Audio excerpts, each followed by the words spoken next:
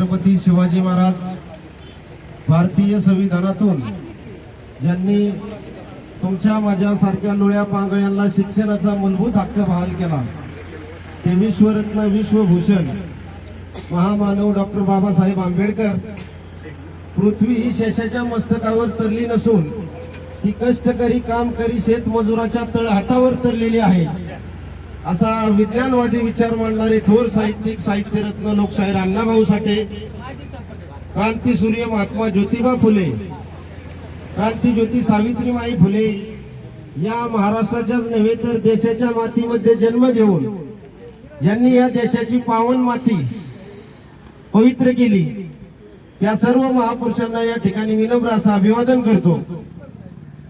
आणि आज आपण ज्यासाठी जमलेलो आहे, भारत देशाला स्वातंत्र्य मिळून 75 वर्षापूर्वीचा काळ लोटला तरी अजून आमच्या गरजा भागलेल्या नाहीत आणि त्यामुळे या ठिकाणी आंदोलन करावं लागते।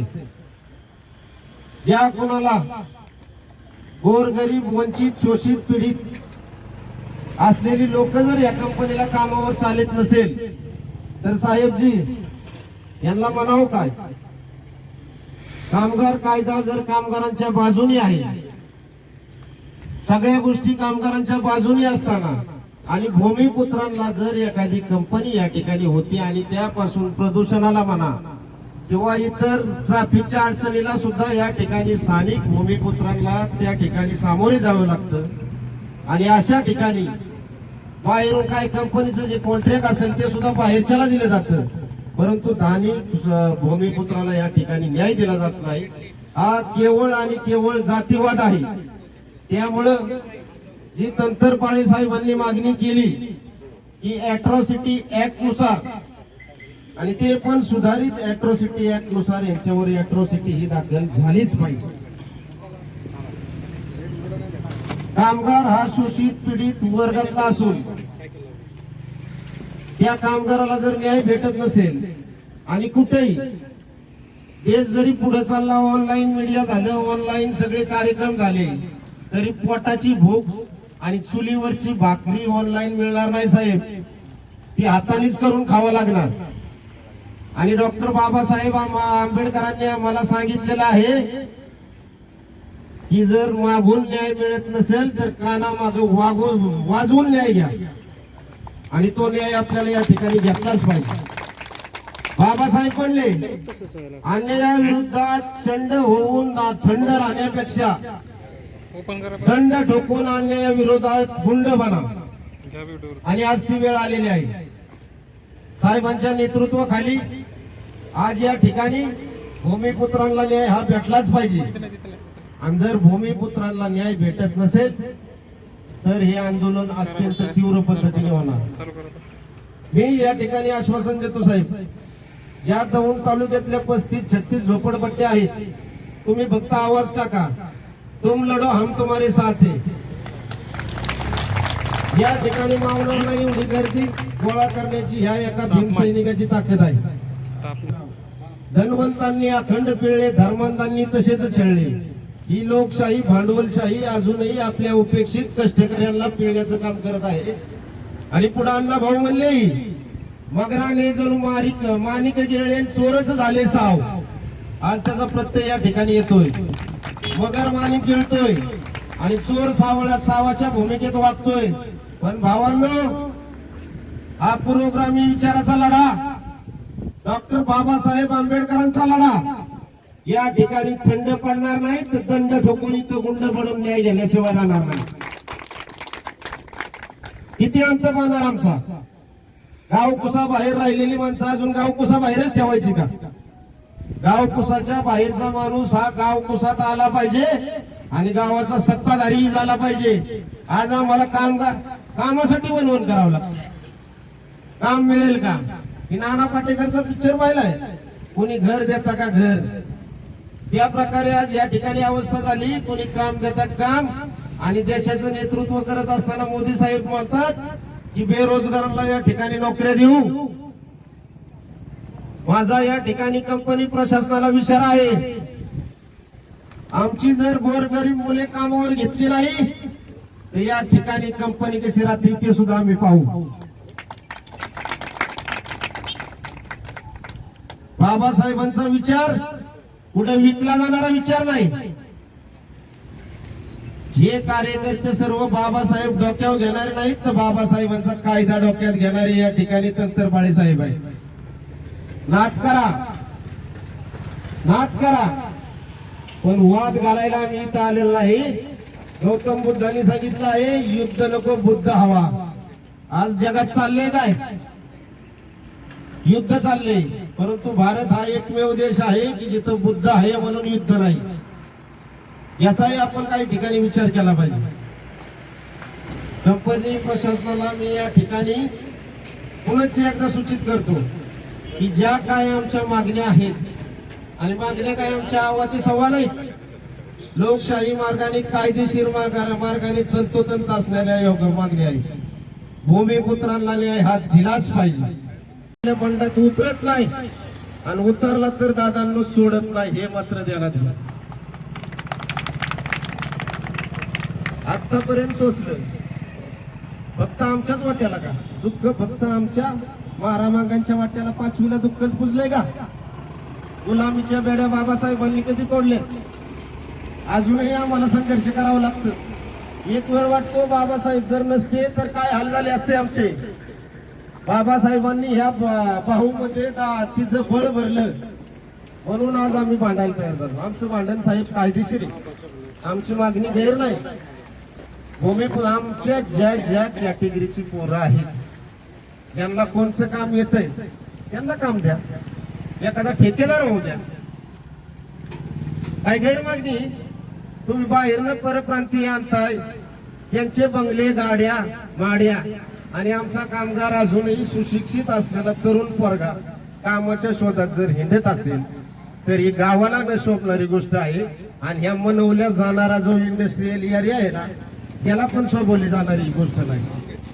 कारण हा एरिया जरी इंडस्ट्रियल असेल तर या गावातला एकही सुशिक्षित तरुण हा बेरोजगार नसला पाहिजे. आणि ही ज्या एकच कंपनी नाही, या एरियात एकच कंपनी. 20 कंपन्यामध्ये जर आमच्या गरीबाची 4-4 पोरं घेतली साहेबजी, 4-4च घ्याव द्या. अरे ज्याला जे काम जमतंय ती काम द्याव द्या ना, आमची कुठं नाही. परंतु तुम्हाला जाणून बुजून जर आमची दलित मागासवर्गीय लोक जर तुम्ही टाळत असताल तर हा अॅट्रॉसिटी ऍक्ट नुसार गुन्हाच होतो. आणि इथं काही क्षमा नाही बाबांना. सकारात्मक भूमिके घेऊन आज तंत्रपाळे साहेब फक्त आज त्यांनी निशाणा साधला.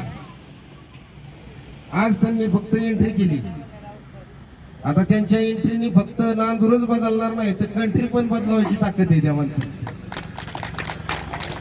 एंट्री काय साधी सुद्धी ना, अभ्यासू वृत्तीने साहेबांनी मागाशी घाम येतोय तरी काही नवीन नाही.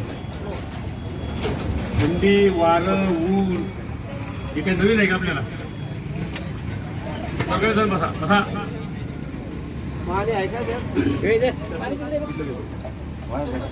आता ज्या ठिकाणी विनंतीला मान देऊन आयुष्यमान विजयराव कोले साहेब, पोलीस उपनिरीक्षक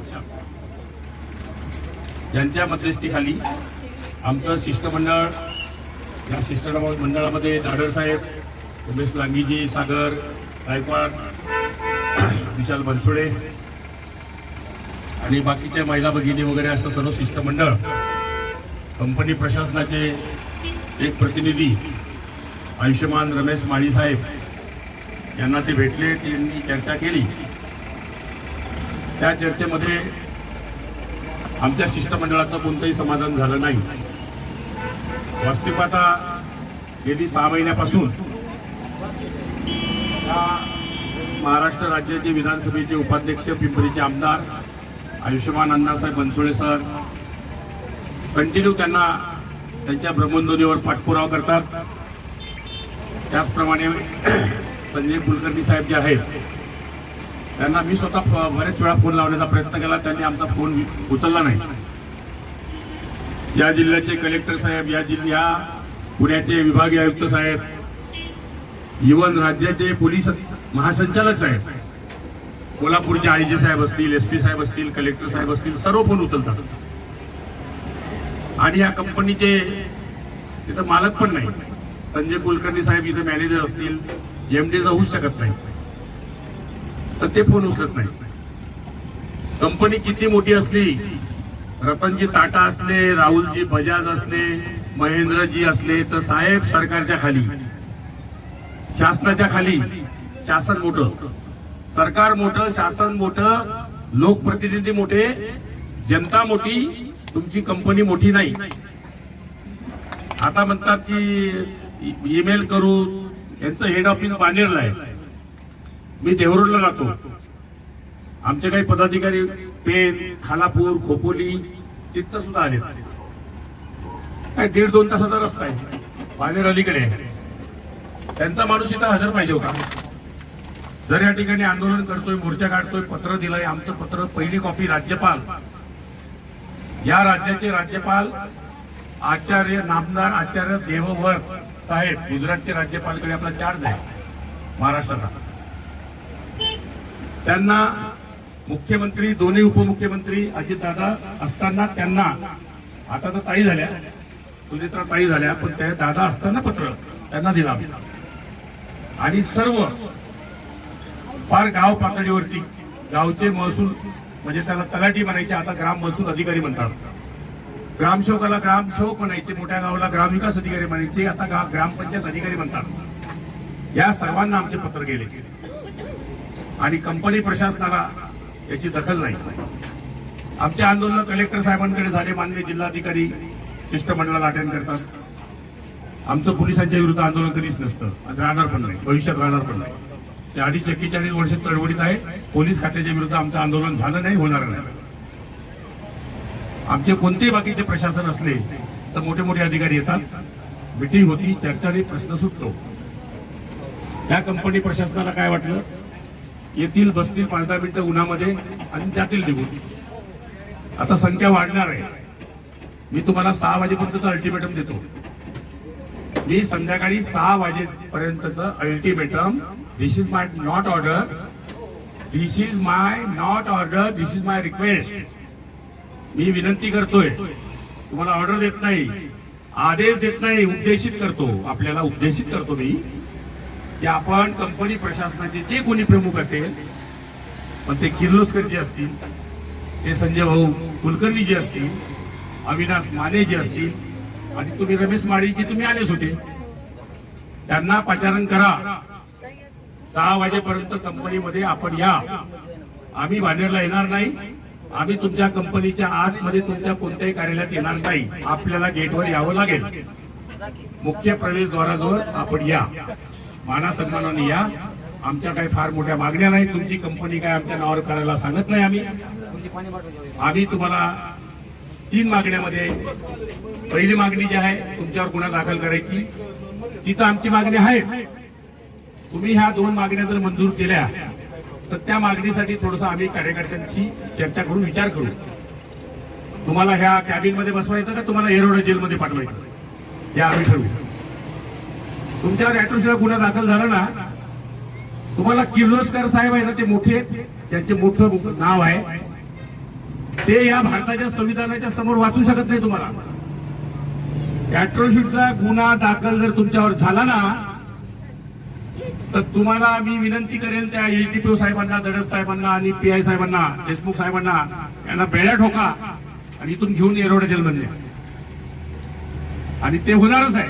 संध्याकाळी 6 वाजेपर्यंत सागर भाऊ कुठे गेले, लागली तुम्हाला नोकरी. मला वाटतं आतमध्ये तुम्हाला, मला दिसले नाही म्हणून असं वाटलं का तुम्हाला रमेश माळीने लावली नोकरी लगेचच्या लगेच. हा, आमचे माणसं फोडायला लागले की काय म्हटलं ते. मला काय वाटलं, विशाल बनसोडेला साईडला ठेवलं आणि सागर भाऊला घेतलं, नोकरी लावून दिली. तर ऍट्रोसिटीचा गुन्हा दाखल सागर भाऊ करणार आहे. त्याच्यामुळं अर्ज तयार होईल. आणि मी आता बाळासाहेब वाघ साहेबांशी बोललो, अप्पर कामगार आयुक्त साहेब. पण दादा, ही पदवी मला त्या ठिकाणी देवरोडकरांनी दिली. या देवरोडच्या नगरीत मी राहतो. 1954 साली 25 डिसेंबर 1954 साली महामानव डॉक्टर बाबासाहेब आंबेडकरजींच्या हस्ते तथागत भगवान बुद्धाची मूर्ती स्थापित झाली. त्याला ऐतिहासिक धम्मभूमी म्हणतात. अशा प्रकारे त्या ठिकाणी मी राहतोय आणि आम्ही शांततेचे प्रतीक असलेले कार्यकर्ते आहोत. म्हणून आम्ही आमचा जो आंदोलनाचा पवित्र आहे आमचा आंदोलनाचा जो पवित्र आहे तो या ठिकाणी आम्ही घोषित केलेला आहे. आंदोलनाचं स्वरूप काय आहे? आंदोलनाचं स्वरूप असं आहे, संध्याकाळी 6 वाजेपर्यंत आपल्याला मुदत देण्यात आलेली आहे.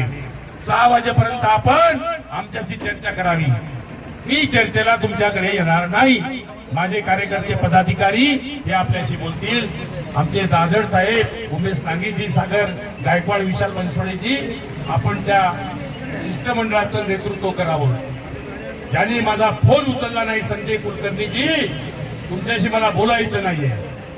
मी असल्या लोकांशी चर्चा करत नाही, दोस्ती करत नाही, आणि अशा लोकांची समाजात ठेवत नाही. म्हणून माझे लोक येतील, तुमच्याशी बोलतील, मी येणार नाही.